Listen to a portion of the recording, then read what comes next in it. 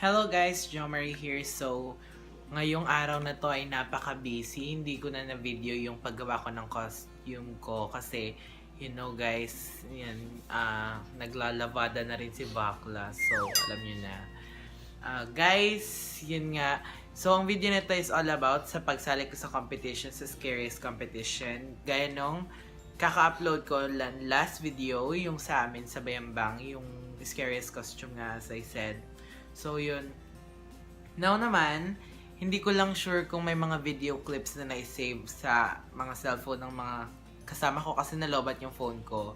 So, guys, nag-champion ang Vakla. Alam mo yan. So, ay nag-champion ako. Akala ko 5,000 pesos. Share ko lang to guys ha.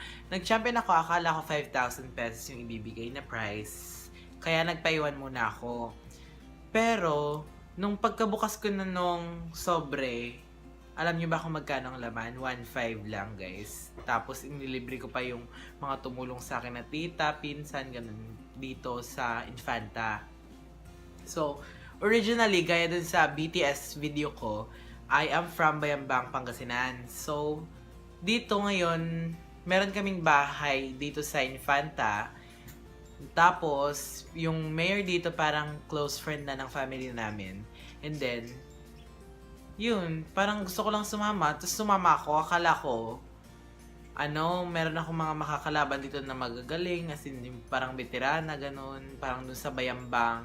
Pero wala pala, puro bata, halos lahat. So, syempre, i-expect natin? Ginawa ko naman yung best ko talaga. So, guys, thank you nga pala sa pag-accommodate sa akin at thank you pala sa pagpasali sa akin dito sa Scariest Competition niya dito sa Infanta. At special thanks din pala kay Mayor Martinez for letting me join that competition. Thank you sa mga pinsan, tita, hindi ko na po kayo babanggitin isa-isa pero alam niyo na sarili nyo. Salamat sa pagtulong. So guys, without further ado, let's get into the video. Bye! So guys, nag-enjoy ba kayo dun sa video? Pasensya na kayo guys kung medyo maikli lang kasi nga hindi ako nakapag-video. Nagfo-focus ako dun sa competition kasi alam niyo na nagpaiwan ako ng walang pera, kailangan nating maglagari. Dahil. So, ayun nga, nung nanalo na ako, nung binanggit na yung first at second at hindi nabanggit yung pangalan ko, syempre kinakabahan na ako kasi dalawa kaming maganda yung costume na gumamit ng prosthetics. Ngayon, syempre kinabahan na ako.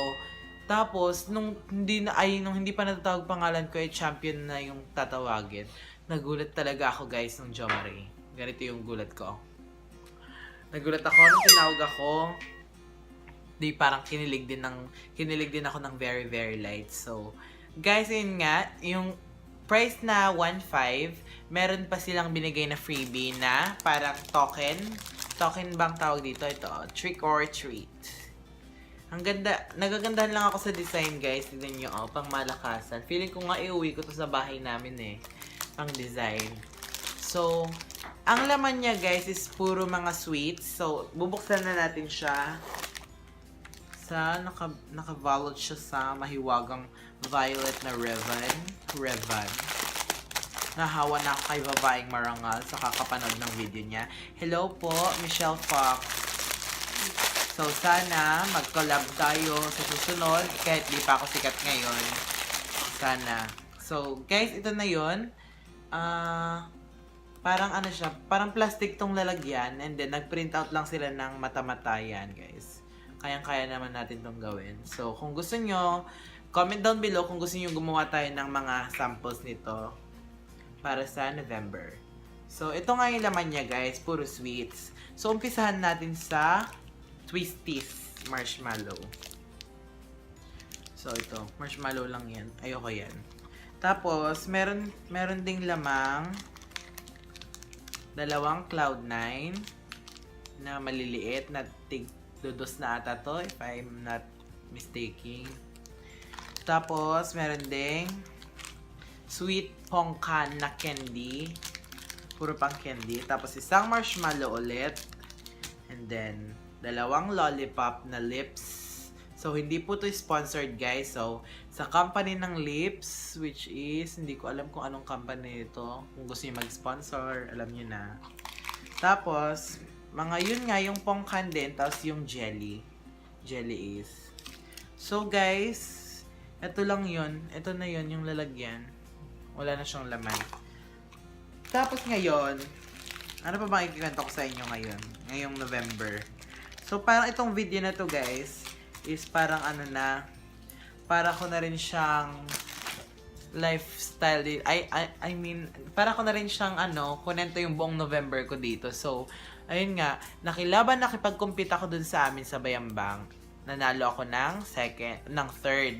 20 kami naglaban lahat at pang 20 yung number ko. Tapos dun sa batch namin na mula 16 hanggang 20, dun kinuha yung winner. So guys, hindi ko lang alam kung tama talaga yung pagkaka-place namin kasi parang hindi naman ata tama yung parang alam niyo na guys. Kunyari, merong sa competition na may mas deserve pero hindi siya yung nakuha. Alam niyo na yun. Kayo nang bahalang umintindi. Mahirap nang manggaling sa bungang gobyerno ang kinakalaban. Arot! So guys, thank you for watching this video and please watch my other videos in my YouTube channel.